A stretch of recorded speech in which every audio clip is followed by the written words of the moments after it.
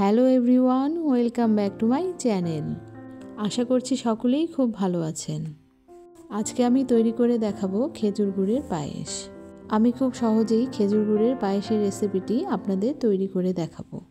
তো চলুন দেখা যাক আমি কিভাবে এই খেজুর গুড়ের পায়েসের রেসিপিটি তৈরি করছি।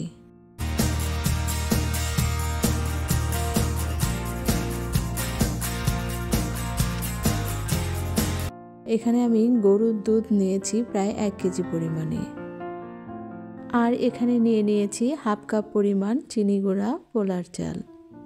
এরপরে চুলায় একটি প্যান বসিয়ে দিয়েছি। এর মধ্যে আমি গরুর দুধটা একটি ছেঁকনি দিয়ে ছেঁকে নেব।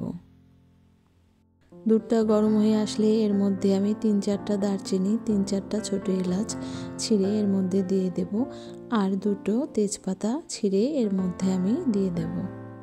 মশলাগুলো দুধের সাথে মিশিয়ে নেব। এরপর আমি অনবরত নাড়তে থাকব। দুধটা অনবরত নাড়তে নাড়তে যখন দুধের মধ্যে বলক চলে আসবে, তখন আমি ধুয়ে রাখা পায়েসের চালটা দুধের মধ্যে দিয়ে দেব। এখানে আমি চুলার আঁচটা মিডিয়াম হাই হিটে রাখব।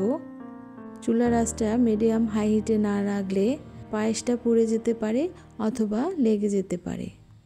এরপরে আমি এর মধ্যে কিছু কিশমিশ দিয়ে দিলাম। পোলার চালটাকে আমি এভাবে 10 থেকে 15 মিনিটের মতো জাল দিয়ে সিদ্ধ করে নেব। এরপরে একটি চামচের সাহায্যে আমি দেখে নেব চালটা আমার সিদ্ধ হয়েছে কিনা। চালটা আমার সিদ্ধ হয়ে গিয়েছে, আর পায়েসটাও ঘন হয়ে এসেছে। পায়েসের চালটাকে আমি ভেঙে ভেঙে দেব। পায়েসের চালটা এভাবে ঘেটে দিলে পায়েসটা অনেক ঘন হবে। এরপরে পায়েসের মধ্যে আমি 1 কাপ পরিমাণ গুঁড়া দুধ দিয়ে দিলাম।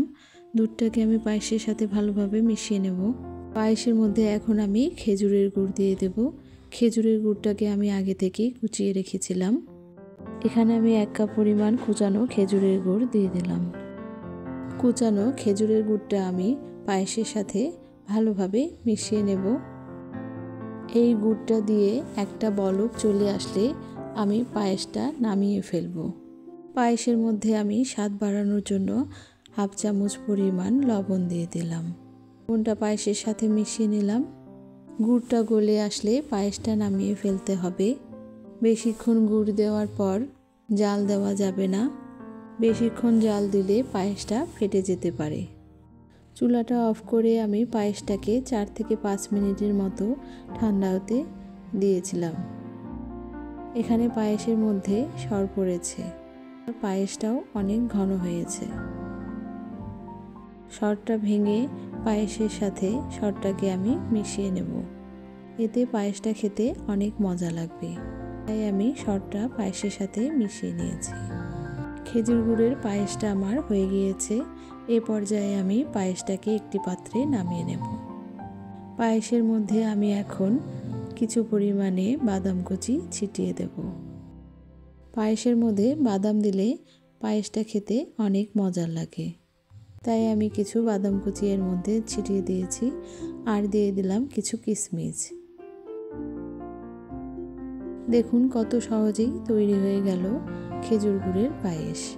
আপনারা চাইলে আপনাদের বাড়িতেও এভাবে খুব সহজেই খেজুর গুড়ের পায়েস তৈরি করতে পারেন। যদি আমার এই রেসিপিটি আপনাদের ভালো লেগে থাকে তাহলে অবশ্যই লাইক, কমেন্ট এবং সাবস্ক্রাইব করবেন।